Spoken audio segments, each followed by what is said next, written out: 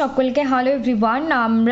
আমি আলোচনা করব যে হিস্ট্রি অফ ইংলিশ লিটারেচার। এর আগে আবারও আমি বারবার করে বলছি 2.5 ঘন্টার একটা ভিডিও আছে, যেখানে কিন্তু ভিডিও লেন্দি মনে হলো, ওখানে খুব ইম্পর্টেন্ট ইভেন্টস এবং হিস্ট্রি অফ ইংলিশ লিটারেচারকে আমি পুরো ডিটেলসে আলোচনা করেছি। তোমরা বা আপনারা যদি কেউ চান তো সেখান থেকে কিন্তু সেই ভিডিওটা থেকে কভার করলে প্রথম 1-1.5 ঘন্টা অনেক ইউজফুল, আর পরের দিকে শুধু ওয়ার্কসের লিস্ট বলেছি মুখ দিয়ে গড়গড় করে। তো সেটা থেকে আমি মনে করি 1-1.5 ঘন্টার প্রথম 1.5 ঘন্টা যদি কেউ দেখে, ভিডিওটা ভালো করে শুনে নোটস নিতে পারে বা লিখতে পারে, তাহলে অনেকটাই হেল্প হবে। তো বিষয় হচ্ছে Anglo Saxon and Anglo নর্মান literature. এখানে আমি একটু ব্রিফ হিস্ট্রি মানে ছোট করে বলছি, তারপর আমি ইম্পর্টেন্ট ওয়ার্কসের লিস্ট বলছি। তো আজকের ভিডিওর টাইটেল অ্যান্ড থাম্বনেইল থাকছে যে brief history and history of English literature most important works আমরা কী কী পড়বো না পড়বো সেটা। তো বিষয় হচ্ছে এখানে আমি বলছি ইংল্যান্ড, স্কটল্যান্ড অ্যান্ড আয়ারল্যান্ড 3টে দ্বীপ ছিল।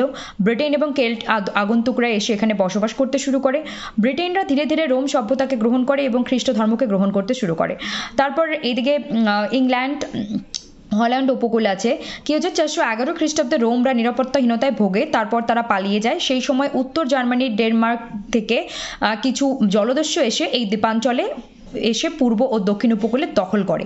তারপর তারা সেখানে বসতি স্থাপন করে এবং জীবনযাপন করতে শুরু করে। এই যে জলদস্যু আছে এরা 3টে ভাগে আমরা পাই। কি অ্যাঙ্গল, স্যাকশনস অ্যান্ড ইউটস। পরবর্তীতে কি হয়, পরবর্তীতে এর নাম হয় অ্যাংলো স্যাকশন এজ বা ওল্ড ইংলিশ এজ। এখান থেকে আমরা তাহলে নামটা পাচ্ছি অ্যাংলো স্যাকশন এজ বা ওল্ড ইংলিশ এজ। তারা পেগান দেবদেবীর উপাসনা করতো। পেগান দেবদেবী বা পেগানিজম কি, এই নিয়ে আমার একটা শর্ট ভিডিও আগেরই করা আছে।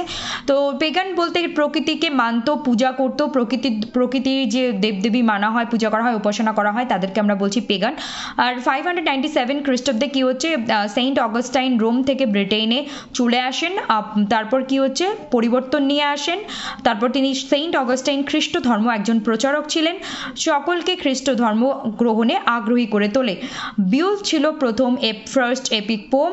The battle of Brunanburh, the battle of Maldon. এই ওল্ড অ্যাংলো সেকশন পিরিয়ড নিয়ে, ওল্ড ইংলিশ পিরিয়ড নিয়ে কিন্তু অলরেডি আমার 2টো ভিডিও আছে ডিটেলসে, তার সঙ্গে বিউলস নিলে 3টে, আর আজকে এই ভিডিও সহ 4টে ভিডিও হবে এই ওল্ড ইংলিশ পিরিয়ডের উপরে। তারপর আমরা কি পাচ্ছি এখানে, আজকেটাই বলছি ব্রিফ, যেহেতু ডিটেলস না, ডিটেলস আমার করা আছে 2.5 ঘন্টার ভিডিও আগেরই। তো এখানে কি হচ্ছে, হিরোইক এই যে হচ্ছে বিখ্যাত কবি কেডমান, কাইনেউলফ বা সিনেউলফকে আমরা পেয়েছি। তারপর কি হচ্ছে হিরোইক পোয়েট্রি বা হিরোইক আমরা কাকে বলবো, এটা যুদ্ধের কাহিনী, বীর গাথা বা বীর গাথা নেয়, যুদ্ধের কাহিনী গাথা, ঠিক আছে, এই ধরনের রাইটিং কিন্তু আমরা দেখতে পাই। আর কি হচ্ছে যে ক্রিশ্চিয়ানিটিতে এসেছিলেন এনারা, না কি হচ্ছে যে কেনেউলফ এনার কিন্তু কি থিম জেসাস ক্রাইস্ট, মানে ক্রিশ্চিয়ানিটি নিয়ে এনারা লিখতেন। এই যে কেডমন থিম ছিল জিসাস ক্রাইস্ট, আর ক্রাইস্টের ক্রসকে খোঁজা, কারণ দেখা, কেন ক্রিশ্চিয়ানিটি নিয়ে লিখছেন, উদ্দেশ্যটা কি। তো এই জন্য আমি এখানে এটা লিখে রেখেছি। আর কি হচ্ছে কাইনেউলফ বা সিনেউলফ যেটা বলে, তিনি কবিতার, এনার একটা বিশেষ একটা গুণ ছিল যে উনি কবিতার লেখার শেষে বা নিজের স্বাক্ষর রেখে যেতেন, একটা অথেন্টিসিটি বা একটা প্রমাণ থাকতো যে তিনি লিখেছেন।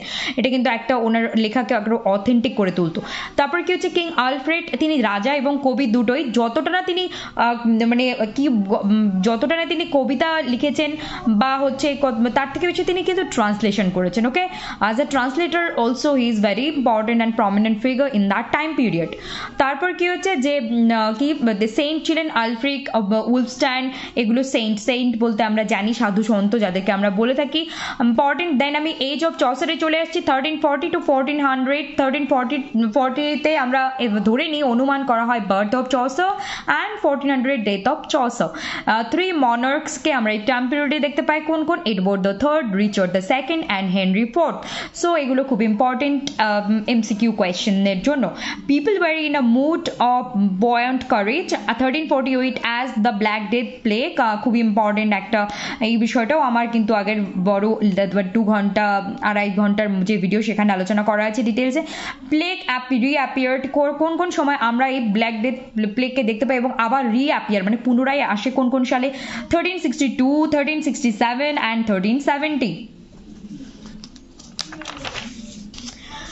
নেক্সট আমরা যাচ্ছি next period of hypocrite, corruption and degradation, Chaucer's Prologue to Canterbury Tales recounts all this, খুবই ইম্পর্টেন্ট, যেখানে আমরা Prologue to Canterbury Tales এর মধ্যে অসংখ্য ক্যারেক্টার, অসংখ্য বিষয়বস্তু আমরা জানতে পারি। সেখানে হচ্ছে ইম্পর্টেন্ট রাইটার ক্যান্টারবারি টেলস তো একটা নিজেই এত একটা প্রমিনেন্ট একটা ওয়ার্ক যে সেটার আমরা কোনো কিছু বাদ দিতে পারবো না। সেখানে কতগুলো টেল আছে, কতজন চরিত্র আছে, তাদের কি বৈশিষ্ট্য, চারিত্রিক বৈশিষ্ট্য, তারা কি কাজের সঙ্গে যুক্ত, তারা কি করতো কি না করতো, কি পড়তো কি না পড়তো, কি খেতো কি না খেতো, তো এভরিথিং আমাদেরকে কিন্তু খুব ভালো করে পড়তে হবে, বুঝতে হবে, মনে রাখতে হবে, কারণ এক্সামে এই কনসেপ্টগুলো বা এই বিষয়গুলো থেকে প্রশ্ন রিপিটেটিভ আসে। তারপর কি হচ্ছে ইম্পর্টেন্ট আমরা রাইটার্স দেখতে পাচ্ছি চসারের লেখা আমরা কি কি পড়বো? The romance of the rose, the book of duchess, the house of fame, ট্রয়লাস and crusade. তারপর কি হচ্ছে legends of good women, the parliament of Fowls, The Canterbury Tales, তারপর আমরা উইলিয়াম ল্যাংল্যান্ডের Piers the Plowman পড়বো, জন গাওয়ারের Confessio Amantis, Speculum Meditantis, John ওয়েক্লিফের The Bible, sir John ম্যান্ডেভিলের The Travels of Sir John Mandeville, এগুলো আমাদের পড়তে হবে। তো আমি আগেইন বলবো যে ত্রুটি মার্জনা করবেন, দুঃখিত আমার হ্যান্ড রাইটিং খুব একটা ভালো নয়, তো বোঝা যাবে এটুকু বলতে পারি। তো সেই হিসেবে নিজেরা এই যে আমি লিস্ট করে দিলাম, এখন এগুলো আমাদের যে বা যারা একদম ডিসেম্বর 2024 এর জন্য বা in future UGC NET SET or GATE এক্সামের জন্য প্রিপেয়ার হবে, তাকে একটা বেসিক জিনিস বেস কি হতেই হবে। সেটা কি? এই যে লিস্টগুলো আমি বললাম এখান থেকে ওল্ড ইংলিশ পিরিয়ড থেকে শুরু করে এই যে চসার থেকে শুরু করে আমরা এগোতে থাকবো, প্রত্যেকটা ইম্পর্টেন্ট লেখা যেগুলো লিস্ট করা সেগুলো ধরে ধরে গুগল থেকে সার্চ করে হোক, কোনো হিস্ট্রি অফ ইংলিশ লিটারেচারের বই পড়ে হোক, নিজে সেগুলো লিখে একটু নোট করে রাখা, ঠিক আছে? এবং স্যাম্পল হিসেবেও আমি কিন্তু অনেক কিছু শেয়ার করেছি, স্যাম্পল হিসেবে ইভেন ইন ফিউচার আরও শেয়ার করব, যাতে করে আমরা নিজে থেকে যারা নতুন প্রস্তুতি নিচ্ছে, যারা একদমই কিছু জানে না বা শুরু করছে জার্নিটা সবে, তাদের জন্য অবশ্যই হেল্প হবে, এবং যারা জানে অবশ্যই তাদের জন্য হেল্প হবে। ঠিক আছে, আজকে এই পর্যন্ত রাখছি। তারপর নেক্সট আমি এলিজাবেথান পিরিয়ড থেকে একদম পুরো ওল্ড ইংলিশ পিরিয়ড থেকে পোস্ট মডার্ন পিরিয়ড আর কন্টেম্পোরারি পিরিয়ড পর্যন্ত কি কি লেখা ইম্পর্টেন্ট বা আমরা পড়বো সেগুলোর লিস্ট কিন্তু আমি আগামী দিনে প্রোভাইড করতে যাচ্ছি, এবং আমি তার পাশাপাশি আরও পেপার 1 পেপার 2 দুটো নিয়ে আলোচনা চলতে থাকবে। আপনাদের কোনো বা তোমাদের কোনো স্পেসিফিক বিষয়ে জানার থাকলে সেটাও কমেন্টে অবশ্যই জানাবেন। নমস্কার, ভালো থাকবেন, সুস্থ থাকবেন, আর দেখতে থাকবেন SP literature means base of English literature.